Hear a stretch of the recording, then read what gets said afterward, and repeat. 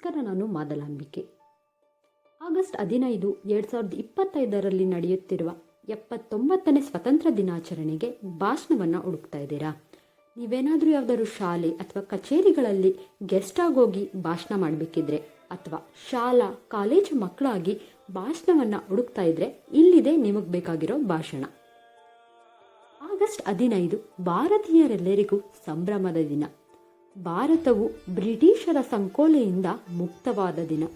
1947ರ August 15ರಂದು ಭಾರತಕ್ಕೆ ಸ್ವತಂತ್ರ ಬಂದಂತಹ ದಿನ. ಹಾಗಾಗಿ ಈ ದಿನವನ್ನು ಭಾರತೀಯರೆಲ್ಲರೂ ಸ್ವತಂತ್ರ ದಿನಾಚರಣೆಯಾಗಿ ಆಚರಿಸುತ್ತೇವೆ. ಹಾಗಾಗಿ ಈ ದಿನದ ಇತಿಹಾಸವನ್ನು ಈಗ ನೋಡೋಣ. ಭಾರತವು ಅನಾದಿ ಕಾಲದಿಂದಲೂ ಸಮೃದ್ಧ ರಾಷ್ಟ್ರವಾಗಿತ್ತು. ಅಶೋಕ, ಅಕ್ಬರ್ ಕಾಲದಿಂದಲೂ ಭಾರತದ ಹಿರಿಮೆ ಕಾಣಬಹುದು. ವಿಜಯನಗರದ ಕಾಲದಲ್ಲಿ ಚಿನ್ನವನ್ನು ಬೀದಿಗಳಲ್ಲಿ ಮಾರಾಟ ಮಾಡಲಾಗುತ್ತಿತ್ತು. ಹೀಗೆ ತನ್ನದೇ ಆದ ಶ್ರೀಮಂತಿಕೆ ಹೊಂದಿದ ರಾಷ್ಟ್ರವಾಗಿತ್ತು. ಆದರೆ ವ್ಯಾಪಾರಕ್ಕಾಗಿ ಬಂದ ಬ್ರಿಟಿಷರು ಭಾರತವನ್ನು ನಿಧಾನವಾಗಿ ತಮ್ಮ ಸಾಮ್ರಾಜ್ಯ ಕಟ್ಟಿಕೊಂಡು 1947ರವರೆಗೂ ಆಳಿದರು. ಅವರ ಆಳ್ವಿಕೆ ಭಾರತೀಯರನ್ನು ಗುಲಾಮಗಿರಿಯನ್ನಾಗಿ ಮಾಡಿಕೊಂಡು ಹೊಡೆದು ಆಳುವ ನೀತಿಯಿಂದ ಮುಂದುವರಿಯಿತು. ಹಾಗಾಗಿ ಇವರ ವಿರುದ್ಧ ಹೋರಾಡಿ ಭಾರತಕ್ಕೆ ಸ್ವಾತಂತ್ರ್ಯವನ್ನು ತಂದುಕೊಡಲು ಅನೇಕರು ಶ್ರಮಿಸಿದ್ದಾರೆ.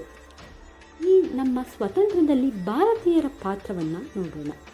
ಬ್ರಿಟಿಷರ ವಿರುದ್ಧ ಬಾಲಗಂಗಾಧರ ತಿಲಕರು, ಸುಭಾಷ್ ಚಂದ್ರ ಬೋಸ್, ಭಗತ್ ಸಿಂಗ್ನಂತಹ ಅನೇಕರು ಹೋರಾಟ ಮಾಡಿದ್ದಾರೆ.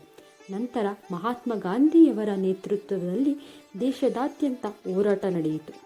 ಅಸಹಕಾರ ಚಳುವಳಿ, ಉಪ್ಪಿನ ಸತ್ಯಾಗ್ರಹ, ಕ್ವಿಟ್ ಇಂಡಿಯಾ ಚಳುವಳಿಗಳ ಮುಖಾಂತರ ಬ್ರಿಟಿಷರ ವಿರುದ್ಧ ಹೋರಾಡಿದರು. ಗಾಂಧೀಜಿಯವರ ಸತ್ಯ, ಅಹಿಂಸೆ, ಸತ್ಯಾಗ್ರಹ ಸ್ವತಂತ್ರ ಪಡೆದುಕೊಳ್ಳುವಲ್ಲಿ ಮಹಿಳೆಯರ ಪಾತ್ರವನ್ನು ನೋಡೋಣ. ಸ್ವತಂತ್ರ ಹೋರಾಟದಲ್ಲಿ ಮಹಿಳೆಯರು ಸಹ ಭಾಗವಹಿಸಿದ್ದರು. ಸರೋಜಿನಿ ನಾಯ್ಡು, ಕಿತ್ತೂರು ರಾಣಿ ಚೆನ್ನಮ್ಮ, ಕಮಲ ಚಟ್ಟೋಪಾಧ್ಯಾಯರು ಹಾಗೂ ಮುಂತಾದವರು ವೀರತ್ವದಿಂದ ಹೋರಾಡಿ ದೇಶಕ್ಕಾಗಿ ದುಡಿದಿದ್ದಾರೆ. ಸ್ವತಂತ್ರ ಹೋರಾಟದಲ್ಲಿ ಕನ್ನಡಿಗರ ಪಾತ್ರವೂ ಇದೆ. ಗಂಗಾಧರರಾವ್ ದೇಶಪಾಂಡೆ, ಹರ್ಡಿಕರ್, ಕಡಿದಾಳ್ ಮಂಜಪ್ಪ, ಮೈಲಾರ ಮಹದೇವಪ್ಪನಂತವರು ಸ್ವತಂತ್ರಕ್ಕಾಗಿ ಜೀವವನ್ನೇ ಅರ್ಪಿಸಿದ್ದಾರೆ. ಕರ್ನಾಟಕದ ಇಸೂರು ದೇಶಕ್ಕೆ ಮಾದರಿಯಾಗಿದೆ. ಇವರೆಲ್ಲರ ಶ್ರಮದಿಂದ ದೇಶಕ್ಕೆ 1947 ಆಗಸ್ಟ್ 15ರಂದು ಸ್ವಾತಂತ್ರ್ಯ ಬಂದಿತು. ಹಾಗಾಗಿ ಈ ದಿನ ಇವರೆಲ್ಲರ ತ್ಯಾಗ ಬಲಿದಾನಗಳನ್ನು ಭಾರತೀಯರಾದ ನಾವು ನೆನಪಿಸಿಕೊಳ್ಳುವುದು ನಮ್ಮ ಕರ್ತವ್ಯವಾಗಿದೆ. ಅಲ್ಲದೆ ಅವರ ಮೌಲ್ಯಗಳನ್ನು ಅಳವಡಿಸಿಕೊಂಡು ಪಾಲಿಸಬೇಕಾದದ್ದು ನಮ್ಮ ಕರ್ತವ್ಯವಾಗಿದೆ.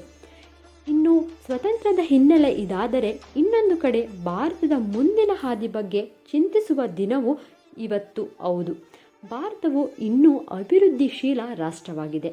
ಹಾಗಾಗಿ ಅದನ್ನು ಅಭಿವೃದ್ಧಿ ರಾಷ್ಟ್ರವಾಗಿಸಲು ನಾವೆಲ್ಲರೂ ಒಟ್ಟಾಗಿ ದುಡಿಯಬೇಕು. ದೇಶ ನನಗೇನು ನೀಡಿತು ಎನ್ನುವುದಕ್ಕಿಂತ ದೇಶಕ್ಕೆ ನಾನೇನು ಕೊಡಬಲ್ಲೆನು ಎಂಬುದು ಕೇಳಿಕೊಳ್ಳಬೇಕು. ಇದೇ ಮನಸ್ಸಿನಿಂದ ಹೋರಾಟ ಮಾಡಿದ್ದಕ್ಕೆ ಇಂದು ನಾವು ನಮ್ಮ ದೇಶದಲ್ಲಿ ಸ್ವಾತಂತ್ರ್ಯವನ್ನು ಕಂಡು ಸ್ವಾತಂತ್ರ್ಯ ದಿನಾಚರಣೆಯನ್ನು ಆಚರಿಸುತ್ತಿದ್ದೇವೆ. ಹಾಗಾಗಿ ಈ ದಿನ ಕೇವಲ ಆಚರಣೆಗಷ್ಟೇ ಸೀಮಿತವಾಗದೆ 2047ಕ್ಕೆ ಅಭಿವೃದ್ಧಿ ಹೊಂದಿದ ವಿಕಸಿತ ಭಾರತವನ್ನು ನಿರ್ಮಿಸಲು ಪಣತೊಡೋಣ. ವಿದ್ಯಾರ್ಥಿಗಳಾದ ನಾವು ಸ್ವತಂತ್ರ ಹೋರಾಟಗಾರರ ಗುಣಗಳನ್ನು ಅಳವಡಿಸಿಕೊಂಡು ದೇಶಭಕ್ತರಾಗಿ ದೇಶಕ್ಕಾಗಿ ದುಡಿಯೋಣ. ಆದರೆ ಪ್ರಸ್ತುತ ನಮ್ಮ ಕರ್ತವ್ಯ ಚೆನ್ನಾಗಿ ಓದಿ ಕೀರ್ತಿ ತರುವುದಾಗಿದೆ ಅಂತ ಹೇಳ್ತಾ ನನ್ನ ಮಾತುಗಳನ್ನು ಮುಗಿಸುತ್ತೇನೆ.